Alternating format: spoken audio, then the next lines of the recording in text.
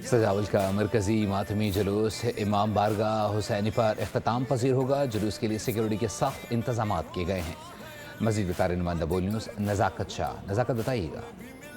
जी बिल्कुल, सुजावल में यौम आशूरा का मरकज़ी जुलूस बरामद चुका है। ये मरकज़ी जुलूस फ़कीर अली मोहम्मद कराई से बरामद हुआ, जो मुख्तलिफ रास्तों से गुजर कर अपनी मंजिल की तरफ रवाना हुआ है। इस वक्त ये जुलूस पब्लिक पार्क तक पहुँच गया है। इसके बाद ये शाही बाज़ार का गश्त करते जब मामूल आते चौक पर पहुँचेंगे तो वहाँ सीना को भी जंजीर का मातम किया जाएगा, और जिसके बाद ये अपनी मंजिल आखिरी मंजिल जो है इमाम बारगाह हुसैनी की तरफ रवाना होंगे, जहाँ पर ये इख्तिताम पजीर होगा। इख्तिताम पजीर करने के बाद वहाँ पर मजलिस अज़ा का भी जो है इनेकाद किया गया है, जिसके बाद लंगर तकसीम किया जाएगा।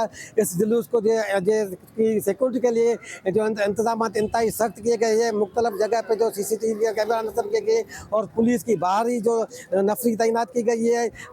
जो जुलूस की गुजरगाहों पर जो कनाते लगाकर सील किया गया है। इस वक्त ये जुलूस जो है ना वो अपनी मंजिल की तरफ रवाना हुआ।